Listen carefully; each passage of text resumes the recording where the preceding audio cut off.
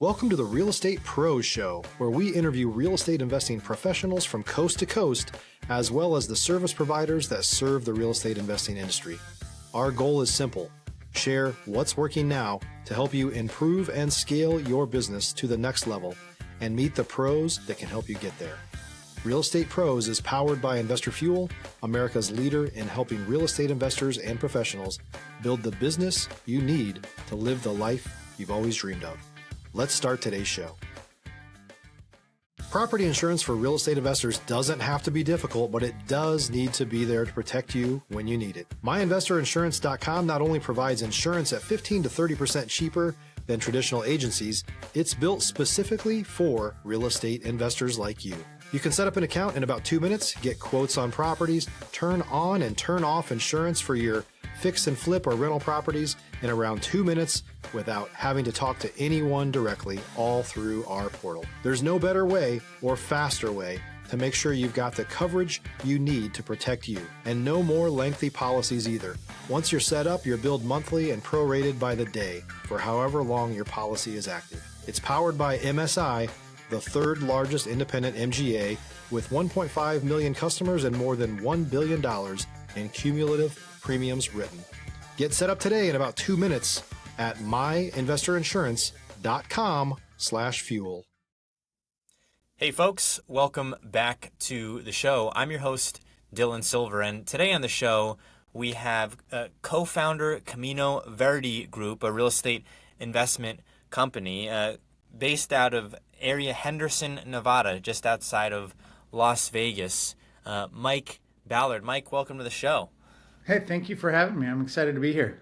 Before we were hopping on here, I said I know Henderson. I haven't actually been to Vegas myself. Actually, that's not true. I've been in there, but just because I had a connecting flight to get to DFW somehow. But Henderson, I've always noticed, seems to be like there's a lot, what would you say, cost-effective ways to make it happen in Las Vegas. You've grown up in Las Vegas, so that's got to be a different life, right? It has been. The town was so much smaller. Las Vegas is actually the biggest metro that was founded over since 1990. So we're the biggest city that was established as a city after 1990. So not 1990, 1900. Yeah. So Vegas was established in 1905, and it has grown. When it was just a little podunk town. And I remember going to UNLV football games when I was a kid, and they were playing Jacksonville State and Alcorn State and all these small schools that are Division III. And over time now they play in an NFL stadium, So going from a little stadium to a big stadium. I want to ask you about, I wasn't thinking about this, but we're real estate guys, right? And real estate investor, you've raised lots of capital. The Las Vegas Raiders, that's a big deal, right? That had to be years and years, and probably many people in Las Vegas were saying, hey, we need a football team. Was that something that everyone in Las Vegas, or a lot of people were happy about? Or was there, a lot of people saying, I don't know, but it seems like a good thing to have a football team in Las Vegas. Yeah. Well, look, again, 10 years ago, we had no professional sports teams. We get the Vegas Golden Knights, and they do fantastic. They're a well-managed team. Then we picked up the Las Vegas Raiders from Oakland, and we're excited. And then we picked up the Oakland A's are moving to Vegas, and they're just did the groundbreaking of the stadium here that's going to be on the corner of the Las Vegas Strip and Tropicana, right near the airport. Yeah. And across from the south of the MGM, right? And we're fully expecting in the next 3 years to get a professional basketball team in the NBA. One of the most amazing things about, you just mentioned massive expansion in professional sports teams, but seeing Vegas from afar, I've never been to Vegas, but I've seen now from afar, there's so much, I would say, attraction that is also world class. It's not just about, casinos and, what happens in Vegas stays in Vegas. You've got the Sphere, you've got world class concerts. I also feel like you have a lot of world-class conferences that are happening out there. And in the real estate space, people love going to these conferences. Las Vegas is one of those areas where I'm like, I bet if I lived out there for 6 months, it would change my perspective on a lot of things. Stop living on an island and join the #1 mastermind in America for professional real estate investors. Investor Fuel is a community of hundreds of the nation's top investors working together to build stronger businesses and better lives. In addition to the amazing community of real estate investors acting as a board of advisors for one another, Investor Fuel members have access to 100% funding on purchase and repairs for our members only, a health insurance program, and benefits and discounts that more than pays for the membership of most of our members, meaning it's actually costing you money to not be a member of Investor Fuel. If you're looking to scale your business and build a business that allows you to live the life of your dreams, please visit investorfuel.com today and book a call with our team. Well, look, we do have a lot of great things to do. I joke we're a normal city 90, for those that live here, we're a normal city 95% of the time. But then we want to eat amazing. We eat on the strip at world-class restaurants. I've been able to go see Maroon 5, Shania Twain, Elton John, all these major artists, any weekend I want almost, right? Yeah. There's somebody, I have my choice of 10 amazing entertainers any weekend of the year. And then we have, a lot of people don't recognize too, we have great outdoor living, right? We've got, south of me, there's a place where you can hike and see petroglyphs and hieroglyphics. Another part, you go west and there's the Red Rock Canyon. Yeah. And people come from all over the world to visit the Red Rock Canyon because it's just amazing topography. And then we've got the Valley of Fire in the northeast, and then because so many people come here, it's so easy to go anywhere, right? There's direct flights to almost every city in the world. Yeah. So it's pretty awesome. I see a lot of benefits, and living in Henderson, I can drive to go to the airport in 11 minutes. Wow. Right. And I can be dropped off and be through security in about 20 minutes from the time that I leave my home. I do want to pivot here a bit, Mike, and ask you about Camino Verde, and also ask you about what was your entry point like into real estate? We didn't talk about this in the pre-pod discussion that we had, but how did you get into the real estate space, and then how did Camino Verde come about? Okay. So, and I've said this many times, Vegas was a small town when I was a kid, and I've watched it grow. And there's two main industries in Vegas. It's the entertainment industry, the casino world, and then there's the real estate industry. And whether you're an accountant or a lawyer or any other business, you're serving people in those industries. And so I happen to spend a lot of my career working with and for real estate people, right? Developers, lawyers that did real estate work, that type of thing. And so I started getting introduced to real estate concepts fairly quickly. And then, I was, I tried to be a good citizen of the community, and I was asked to be on the founding board of the Lead Institute for Real Estate Studies at UNLV. And between all this interaction in the real estate industry, I started passively investing in real estate. I invested with some other real prominent, some guys that worked with my dad. And after my dad passed when I was a teenager still, and one guy said, "Hey, your dad, invested with us a few times. Why don't you invest with us?" And I put, $10,000 into a land play for some apartment land, and that turned into, 6 years later, it turned into $70,000. And I'm like, wow, that's pretty good. That's pretty good. I just I did passive investments. I built data centers. I invested in shopping centers and those types of things. So, that's how I got into it, was just passively investing. And at that point in time, as far as day to day and how you were making a living, were you real estate, broker or involved in that space, or how were you? No. I was. I worked for two national accounting firms early in my career, right? And most of my clients were construction or real estate guys. So that's how I did it. And then, most recently, I helped start Ascent Multifamily Accounting, and we do back office accounting for about 50,000 units of apartments around the country. and we've worked with LMC Living. We were their back office when they started their organization, right? We helped Lennar become, Mm. create their multifamily group, and we were their back office. And then I work with lots of small players that own 1, 2, 5, 10 properties, and we do back office accounting for them. If you're looking for consistent, high-quality leads, look no further than Investor Machine. Investor Machine isn't just another agency. It's the most sophisticated, data-driven lead generation company on the planet for real estate investors, and serves the role of being not just a lead generator for your business, but a marketing partner that is helping you achieve your goals along the way. Go to investormachine.com to learn more and schedule a call with our team today.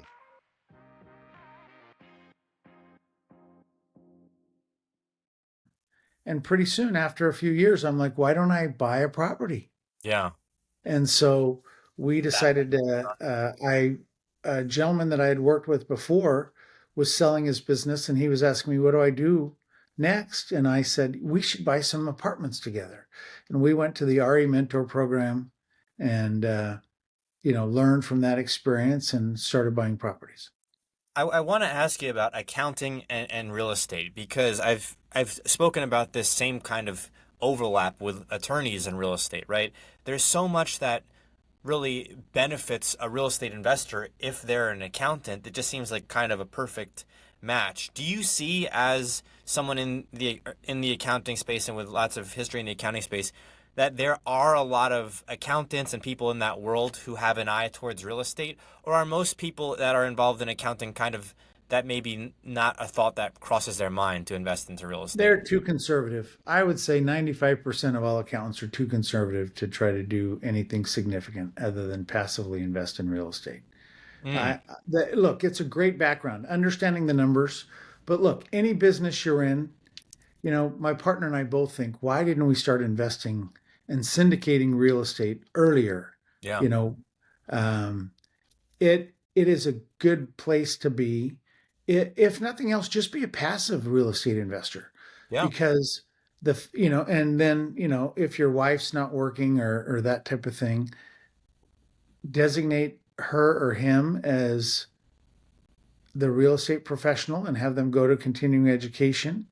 And that way you benefit from the tax benefits of owning real estate. Huge. I was going to bring that up. I was going to say, I have many now friends of the show and also in general out here in DFW, accountants. And as you know, just because you may be an accountant doesn't mean that you're a tax strategy expert, right? So they're two distinct fields. But then in real estate, there's all these advantages that you get and that you've picked up on, both because, you're responsible for all your own taxes. It's not taken out of your check. And then also because you network with so many incredible people, what is it called? Enrolled agent, tax attorney, who are able to show you, incredible strategies, mini cost segregations, to where you're able to. Oh yeah, we use a third party for cost segregation. And if you're not, if you're going to hold a property for a little bit, you absolutely need to do cost segregation studies on every acquisition you do. Yeah, 100%. I want to pivot, Mike, and ask you about the Camino Verde. So you mentioned you had some success with the passive investments while you were in accounting. How did Camino Verde come about? So again, my partner had sold the business, was wondering what to do. I felt it was and I was like, had already been scheming for a year. How am I going to buy my first property? And we decided to go through the process together. We read books, Wheelbarrow Profits, a bunch of other, Jake and Gino. We listened to podcasts, that type of thing. And we said, we can do this. And so we set a very specific goal. We wanted to meet with brokers. We set a 90-day goal. Yeah. We wanted to meet with 2 brokers a week. We wanted to be very specific and tell them, these are the type of properties we're looking for. And because we were new to the business, we said, we're looking for smaller properties. And then we wanted to underwrite, 15 deals a week. We wanted to make, 10 offers in the month of March. We wanted to make 10 offers in the month of April and 10 offers in the month, probably 20 offers in the month of May. Actually, I think it was 10, 15, and 20 we wanted to make. And we wanted to have one property in escrow within 90 days. We said, if we're going to do this, we're going to do this now. We're going to hustle. We're committed, and we're going to be accountable. We would have calls every other day. How you doing? How are we doing? This type of thing. And Love it. doing that. And basically, we got to the 90-day period and we had one property under escrow. It was a 36-unit property that was the same age as I am. It was at the time 59 years old. It was an old property, needed some renovation, not a lot. And we were buying it for, I think, $2.8 million and for 36 units. And we needed to raise $700,000. So was that your first time raising capital? Well, I had been around the angel investing community Okay. before then. And in 2003, I was one of the founders of the Vegas Valley Angels, a group that, like the Shark Tank Club, Yeah. but we funded Vegas-based tech companies, right? Tech was all the rage in the early 2000s. And, we said, oh, we should do that. And I had been involved in some tech companies after my accounting experience. And so I had done that. And so I had invested in 11 tech deals and been an executive and raised money in several of those deals as well. And had some good success, right? I'd made some good money and over a couple $1 million being involved in tech. So we started this angel club in 2003. If you're a new or newer real estate investor looking to launch or grow your real estate investing business, please check out Investor Fuel Club. It's a coaching community, but unlike anything you've ever seen before. And you can actually partner with members of our mastermind from coast to coast on deals right in your market. There's no better opportunity to build a consistent business than to literally partner with pros to help you avoid costly mistakes, avoid the need for capital to do deals, and help you eliminate your fears as you're starting your business. Learn more about Investor Fuel Club at investorfuel.com/club. And it turned out to be a disaster because 2008 hit. Yeah. And it killed a lot of companies. So I lost over $1 million having done angel investing and tech investing. And I was, for the next 5 years, I'm licking my wounds and trying to heal up and, kind of build my nest egg up again. And so that kind of investing versus capital raising, it seems like related but different. Were you raising capital with the angel investing directly? Yeah. You were doing it there too. And going from that experience to then raising capital in real estate, was it seamless, or were there some hurdles that you had to overcome? It wasn't seamless, but it was easier. Real estate is a better asset, right? It's a tangible asset. It's less likely to blow up. You're likely to get a return in real estate, even if it's a bad return. Where in tech, I invested in 11 deals. And in 9 of those 11, I got zero money back. Yeah. You're waiting for the needle in the haystack. Yeah. And so, when you're doing tech investing, you're investing with the idea, I'm going to make a big return and only 1 or 2 deals will pay the return for all the 10 investments that I did. And, but they didn't. And so in investing, as the company is scaling, as Camino Verde is scaling, were you getting into different asset classes? Was it very intentional, or were you very intentional just to be in multifamily? Okay. And so scaling in multifamily, you mentioned before up and on, you have some aggressive goals currently. Was it a situation where you were thinking, hey, we have to get to a certain point, or was it more of, hey, let's see how this one deal goes, let's hold it for a while and then see where the future lies? No. We wanted to buy, we set a goal to try to buy 4 deals in the first 12 months. And that was the goal, and that's what we accomplished. We look, 2019 was a good time to get into multifamily. I wish I'd have gotten involved in 2017, to be honest with you. But Yeah. 2019, we bought 4 deals in the first year, and they were 36 units, 28 units, and 22 units, I think. Right. So, that was our goal. And then we saw an opportunity to buy some land. I was familiar with a part of Utah that I liked, and the land was inexpensive, and we had some other people that wanted to come in with us, so we started buying land as well there. But then the next year, our goal was to buy bigger properties, and so we bought, we wanted to buy one a quarter still was our goal, and um, I worked with, the goal is how do you find a deal if you're new and you don't have a ton of Yeah. experience. And Exactly. Yeah. there's, especially Vegas, there's a lot of groups out of LA that like to buy in Vegas. Sure.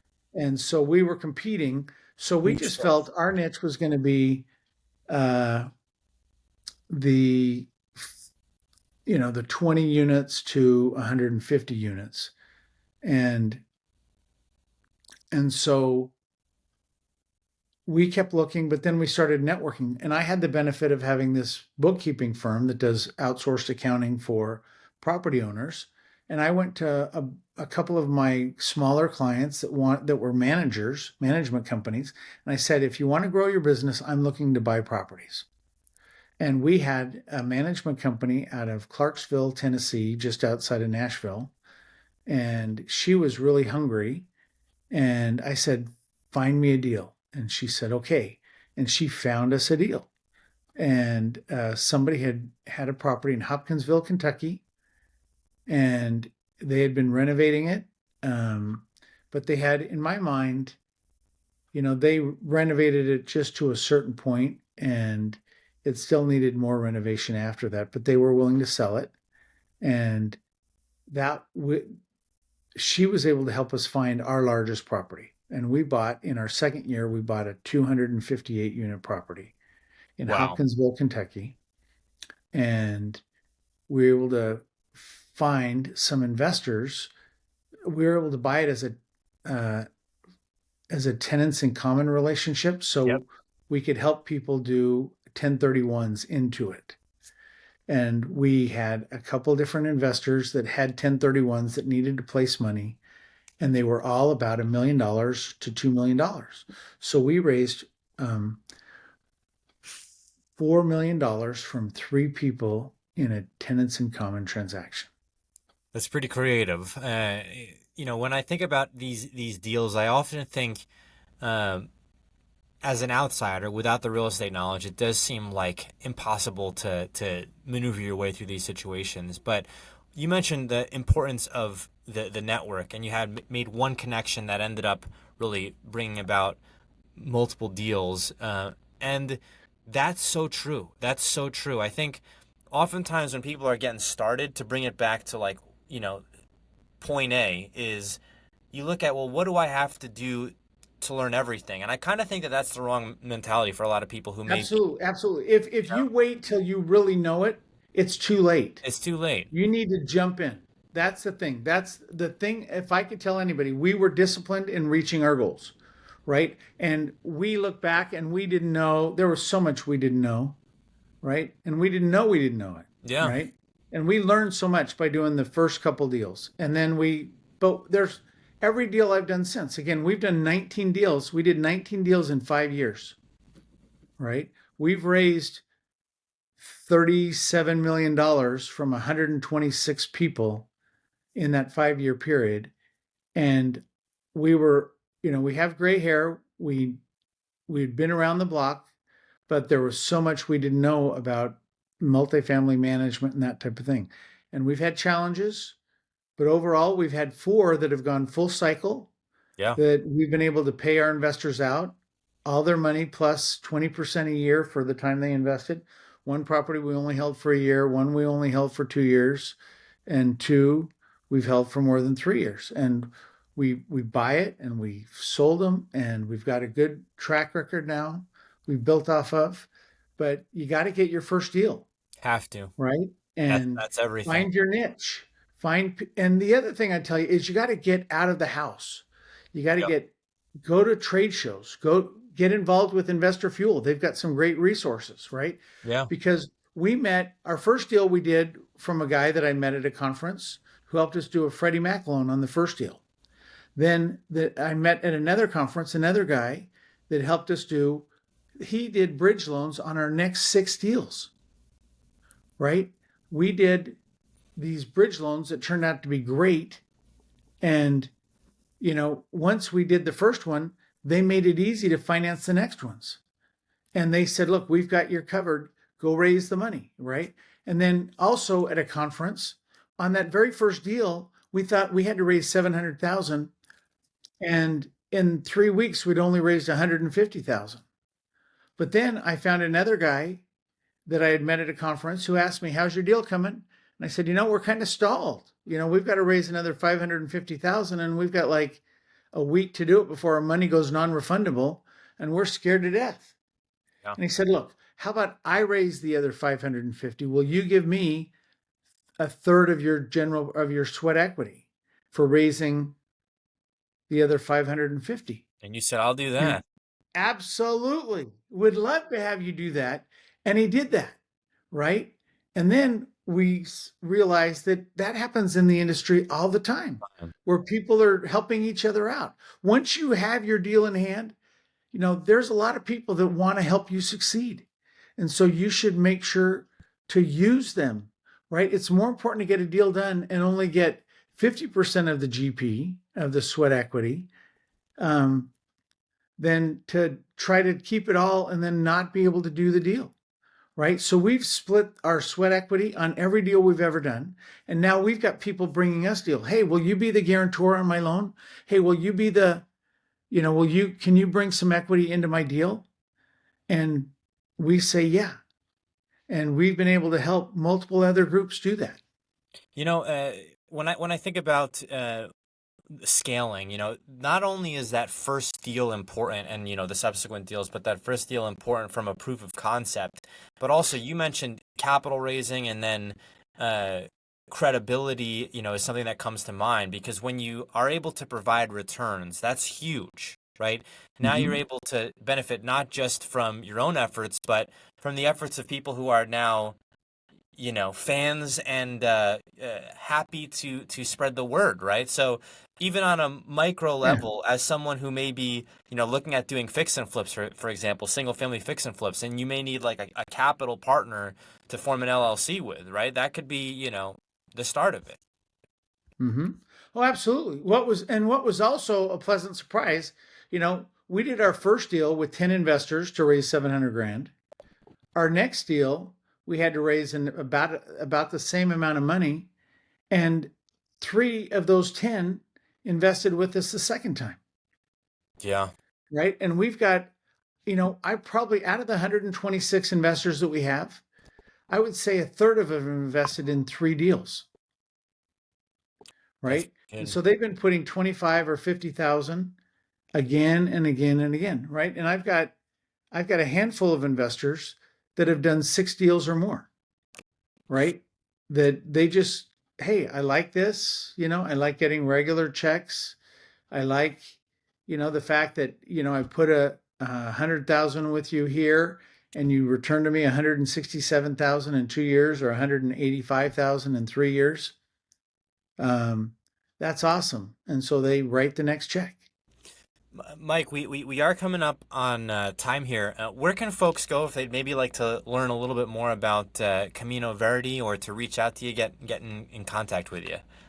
Great. Number one, we have a website, CaminoVerdeGroup.com, right? And we have case studies. We have our properties listed, and then fill out a form. If you want to see we've probably got 2 deals coming up here in the next little while, in the next few months.